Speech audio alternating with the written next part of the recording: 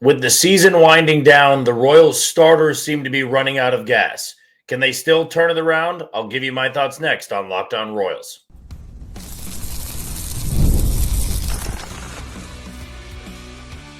You are Locked On Royals, your daily Kansas City Royals podcast. Part of the Locked On Podcast Network, your team every day. We are back with another edition of Locked On Royals in the Locked On Podcast Network. I'm your host, Jack Johnson, and you can find me on Twitter at JohnnyJ_15. That is at JOHNYJ_15. You also can catch us on wherever you listen to podcasts. That can be Spotify, Apple Podcast, Amazon Music, Google Podcast, Odyssey, and YouTube. Just be sure to hit the follow button and subscribe. For you first-time listeners wondering how this channel works, I bring you episodes Monday through Friday, 30-minute episodes in length, and we also have the Locked On Royals postcast, which is hosted by Chance Lebo, and he goes to you live for about 15 to 20 minutes at the conclusion of each and every game. Now, before we get started, I want to tell you that today's show is brought to you by 5 Hour Energy. Enter for a chance to win a dream golf trip for 2 to any golf tournament in the USA. Visit 5hewin.com for full rules and entry. No purchase necessary, excludes the Masters tournament, and this offer ends October 31st, 2025. Quite a dud of a game tonight, at least if you're a Royals fan, as they were shut out in Chicago, lost to the White Sox 7-0, and now in Chicago this year facing the White Sox, they are 1-3. The offense only got 2 hits, and Noah Cameron had his worst start of his young professional career. Doesn't really tarnish what he has done in 2025, but it's starting to become more of a theme of late that this Royals rotation is just running out of gas. I mean, truthfully, this is a rotation that for so much of the first half carried the team. They were the reason why the Royals were able to hover around 500 and, in fact, go a few games over 500 before they had that really, really ugly stretch in June. But now, even though this team has played much better baseball in the second half, the offense has caught fire, it's becoming more common that the guys they've been counting on have been giving, all this workload to are starting to hit a rough patch at the same time. We have seen Seth Lugo really be disastrous since signing the extension in Kansas City. And I'm still not overly concerned that it's a long-term issue. Like next year when Seth Lugo's starting in April and May, he's going to be pitching like this. But it does raise the question of, is he going to be doing this every single year? He can be a very effective arm for the first 2 to 3 months of the season, and then he's going to go through a really, really awful stretch where he's not just pitching poorly. I mean, he's got an ERA that's over 6. I mean, he has fallen off a cliff since signing the extension. Michael Wacha has probably been the most consistent guy for the entirety of the season, but every once in a while, he's going to get roughed up just because of being a mid-30s pitcher and getting closer to that, and his stuff is not overpowering. He's going to rely on that changeup really working and good command.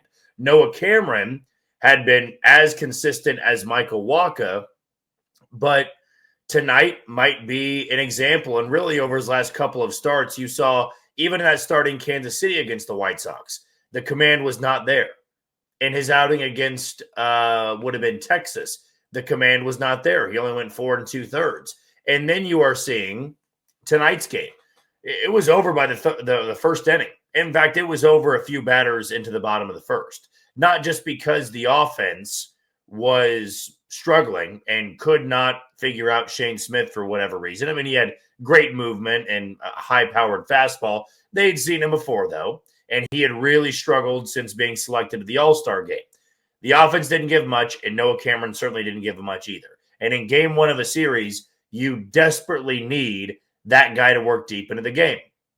And the Royals are having almost this problem right now of the starters are not as efficient as they once were, and it is bleeding into the bullpen, where you're only getting, at times, 4 2/3 out of a starter, and you're going to the bullpen earlier.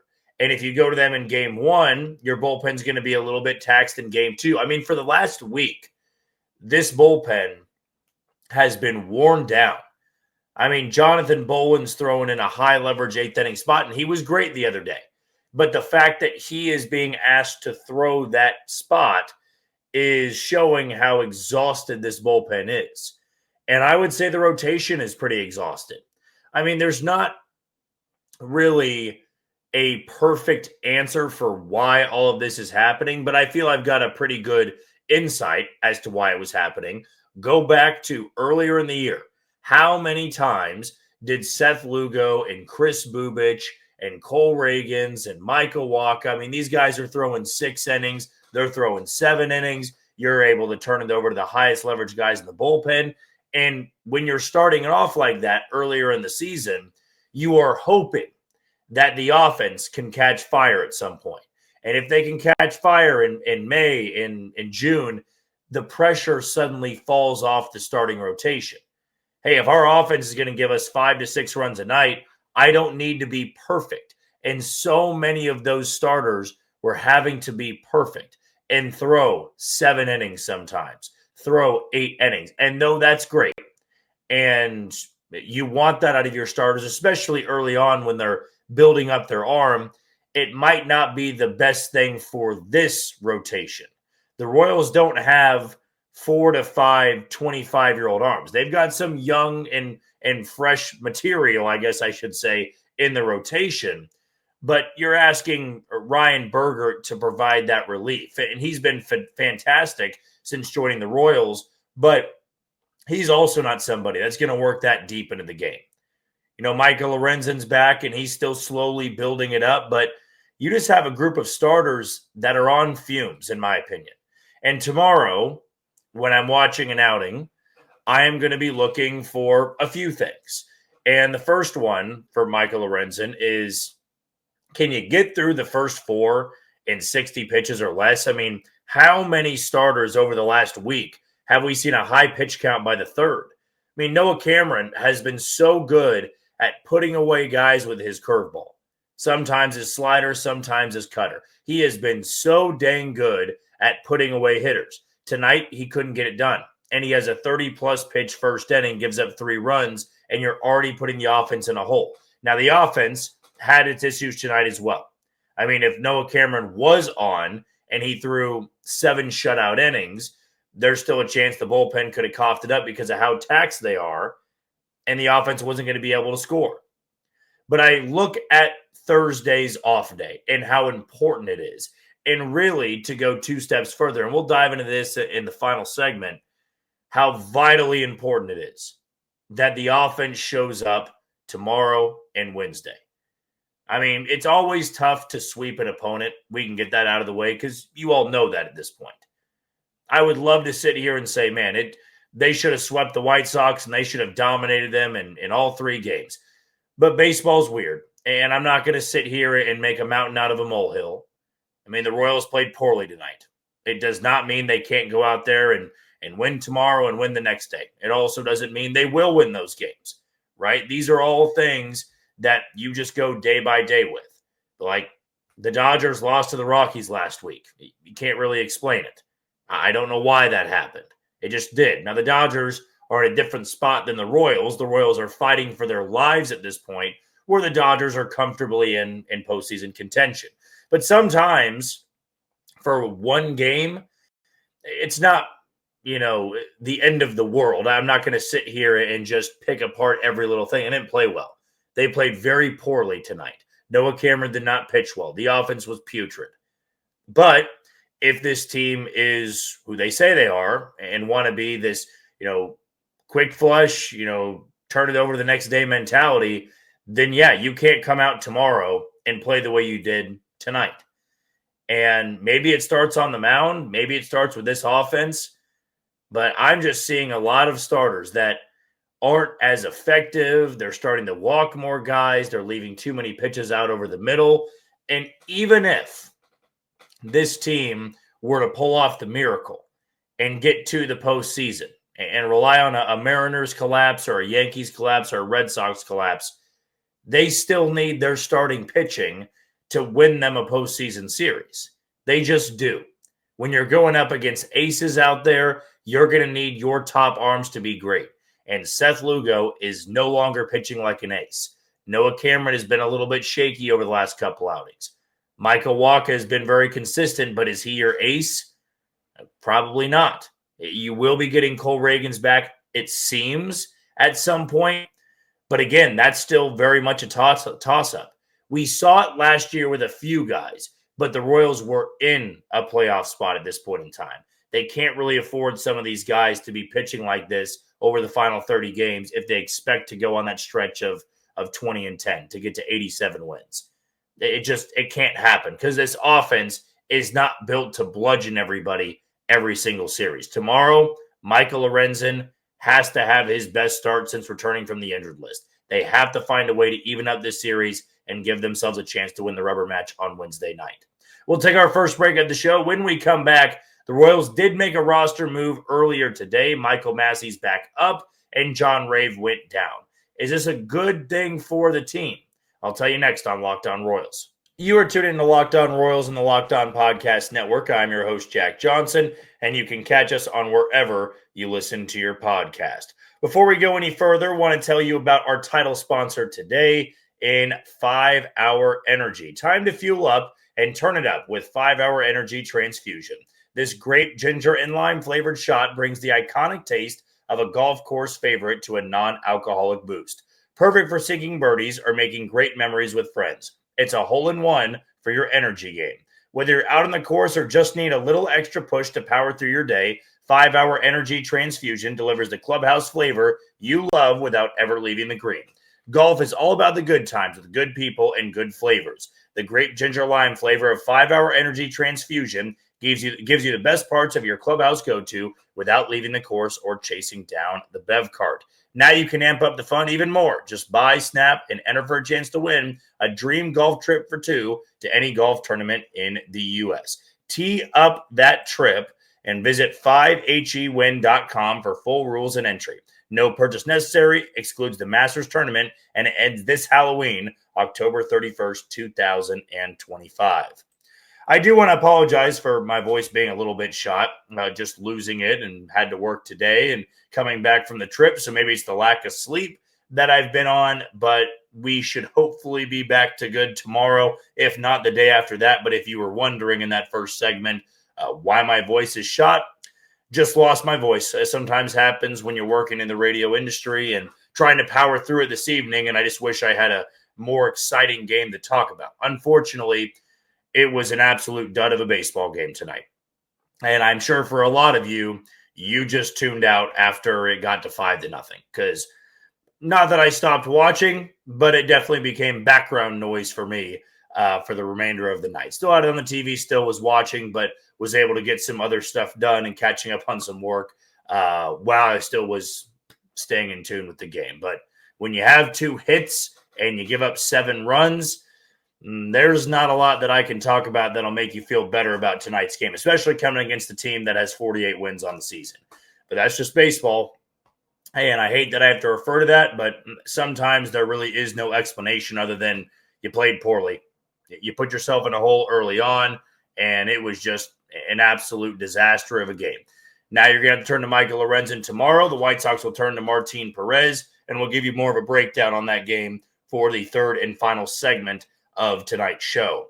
The roster move the Royals made before the game wasn't really an eye-opener. Michael Massey was due to return from the injured list, and we'd been floating out the idea about John Rave for quite some time. I mean, when Jack Caglione comes back or when somebody else comes back, John Rave has to be the roster casualty, right? He's got options, and even though he's a good defender, he's pretty quick on the bases, there are just other guys that do better things for this team than he does right now. That's just the unfortunate reality for him. And at the big league level, for a guy like Michael Massey, who's been around multiple years and has put together solid seasons, if their rehab time is up, they are going to return to the team.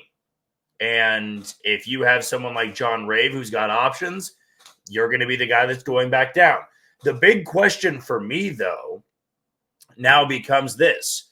The Royals, in a week, will have September call-ups. and they will have 2 roster spots. And my guess is they're going to bring up an arm for the bullpen, considering how taxed the rotation and bullpen have been. Luinder Avila makes sense. Stephen Kolek makes sense.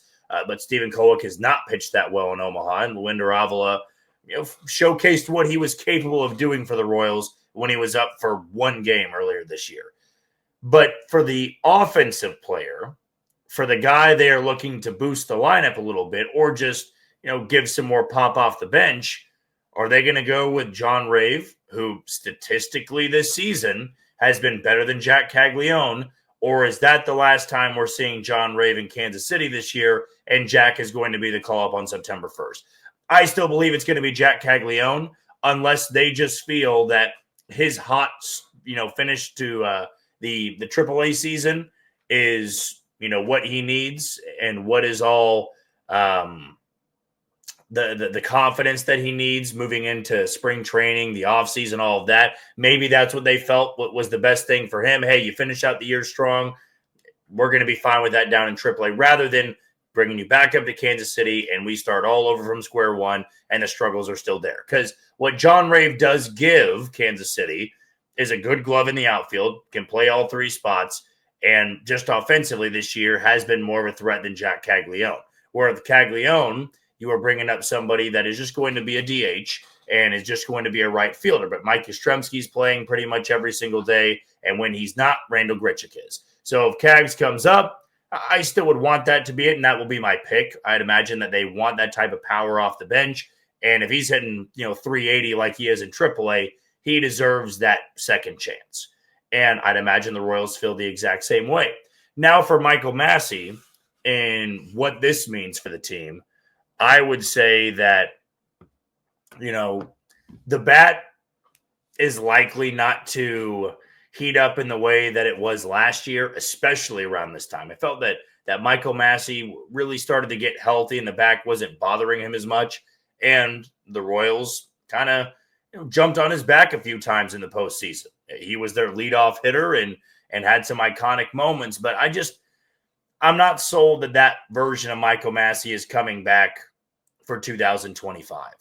The injuries have been a little bit all over the place. He's just never had consistency. Now he's playing left field, and I would imagine he would play more outfield than he was before he went on the injured list. Maybe he can stay healthy, and maybe that's easier on him. I'm not sure why it would be, because that back injury that flares up, I feel you're moving around a lot more in the outfield grass than you were at second base, but you're also hunched over a lot at second base and trying to field grounders and moving left to right. So we'll see. But my guess is he is going to be playing more of the outfield because that's what John Rave was doing. John Rave was playing left field most of the time, and he was in there against right-handed pitchers. Michael Massey's probably going to be in there against right-handed pitchers this week and playing left field unless they want Adam Frazier out there, and then India or Massey can be second base and DH and working around with that. I just don't know if I can see a world or a reality to close out this year where Michael Massey is a missing piece for the lineup. The unfortunate part of his game is that when he has had success, when he was that league average bat last year, when he had that power surge a little bit in 2023, it still was not supporting it on those advanced metrics. And why I've gone back to a couple of guys this year that have struggled so much. Drew Waters being one of those guys. When he went into a slump, I mean, it was pretty ugly. And when you don't hit the ball hard and you don't walk that much and, you're really relying on that good fortune and that luck, you are going to be discovered more often than not by big league pitchers. They are going to seek out your weaknesses and pretty quickly identify what those weaknesses are. John Rave's another one of those guys. Yes, he ran into a couple of home runs, but for the most part, he was somebody that didn't hit the ball that hard. He did walk a fair share for a guy that hit 199, but there's your obvious answer. He still hit 199. Nick Lofton, a little bit of the same thing. Michael Garcia, Bobby Witt Jr., Vinny Pasquantino, Salvador Perez, their 4 best hitters, all 4 guys that hit the ball really hard. Now, none of them really walk that much, but when they hit the ball as hard as they do, you're going to have more hot stretches and fewer cold stretches, just because baseball finds a way of evening out a little bit. I mean, even Freddie, for me, somebody over in San Diego now, as much as we love Freddie, was posting an OPS plus of 140 something, and now he's back down to where he was at the Royals, which was around like 86 or 87. So 13 points below the league average. He's somebody that never really walks, and he doesn't hit the ball incredibly hard. So for me, with Michael Massey, there is no great stat I can fall back on to expect a hot final 30 games. Now, I was way off on Michael Massey to begin the year, thinking that he could be somebody that is the league average bat, the second baseman they really needed. And whether it was due to injuries or just that awful slump he had to start the year, he has not been the same player by a mile. So Michael Massey is probably going to be in the lineup a little bit more. Fingers crossed you can get last year's version. I just have some serious doubts about it. Okay, we'll take our final break of the show. When we come back, let's look ahead to these two final games of the series and how important they are going into the off day. That's coming up on Locked On Royals. You are tuning to Locked On Royals and the Locked On Podcast Network. I'm your host, Jack Johnson, and you can find me on Twitter at JohnnyJ_15. Few things I want to tell you about because we do have an important request. Locked On wants to hear from you. We put together a survey to learn more about our listeners and make your favorite podcast even better. This is your chance to tell us what you like, what you don't, and answer questions about our advertising. Go to LockedOnPodcast.com/survey to get started. Everyone who completes a survey will be entered for a chance to win one of 10 $100 Amazon gift cards. Again, that's LockedOnPodcast.com/survey, and you can also find the link in the show notes. Thank you for helping us out. Now we are also going to tell you about FanDuel, and with FanDuel, we know that August 26th is officially FanDuel Futures Day, a brand new holiday for football fans who live for bold predictions and preseason hunches. For just 24 hours, FanDuel is giving you deals on NFL season predictions. So whether you're calling your MVP, eyeing a long shot division winner, or ready to crown your Super Bowl champ before week 1 even kicks off, this is your moment. Visit the FanDuel app today and start planning your futures bets now, because FanDuel Futures Day is one day and one day only. FanDuel, play your game. Tomorrow is a big moment for the Royals. It's a big moment for Michael Lorenzen. And when you look at the American League wildcard race, there's just not a lot of time left. And if you're going to be dropping series to a team like the White Sox, really, how good of a chance do you have of actually making the postseason? There's still 2 games over 500. And when you're 2 games over 500, you are 2, 3, maybe 4 series away from changing your entire season. I'd probably go as far to say you're 2 series away from changing the outlook on your season. What I'm getting by that is, man, if the Royals take the next 2, and again, I'm playing the shoulda, woulda, coulda, and the what-if game and all the hypotheticals, but they take the next 2, they go and they take 2 of 3 from Detroit. I mean, they're kicking off a 9-game homestand where they're going to see the Angels and Twins right after that.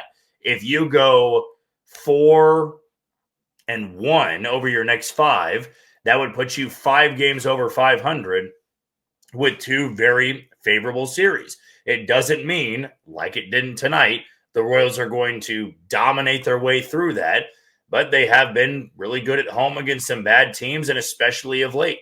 But tomorrow, if Michael Lorenzen looks a lot like the way Noah Cameron did, they're not going to win this baseball game. If you put this offense in a 3, 4, 5-run hole early on in the game, you're just going to be constantly spinning. And to turn things over to the bullpen again. Now, tonight, it was a good thing that the Royals only had to use Sam Long, only had to use Daniel Lynch, and Noah Cameron was able to grind through a couple more innings than I'm sure Matt Quatrero wanted them to. But you don't want to have to turn things over to your bullpen early again tomorrow. I mean, Lorenzen didn't work that deep into his start against the Rangers. He was a beneficiary of some run support, but tomorrow, back on the road, facing a lineup that does have a good amount of success off him, doesn't have great success off of Michael Lorenzen, so use that to your advantage. I mean, Brooks Baldwin is only 3 at-bats or has only 3 at-bats against Lorenzen. Benintendi is 1 for 13 in his career off him. Luis Robert Jr. is hitting 215 at-bats against him. Michael A. Taylor is 0 for 5. Mike Tauchman is 0 for 4. There's still some young guys in there that clearly proved how valuable they could be in tonight's game. That's always a case for tomorrow. But the Royals are going to be getting a soft tosser in Martin Perez, who, if it wasn't for the injury, probably would have been one of their better trade chips going into the trade deadline. But he's coming off of 5 1/3 shutout ball against the Atlanta Braves, and also held the Tigers to 1 earned run over 3 1/3 in his start before that. And that was his first outing since April. So it's about a 4-month difference here since the last time that he was on the mound in a big league game. But he's thrown 8 2/3 and given up just 1 earned run.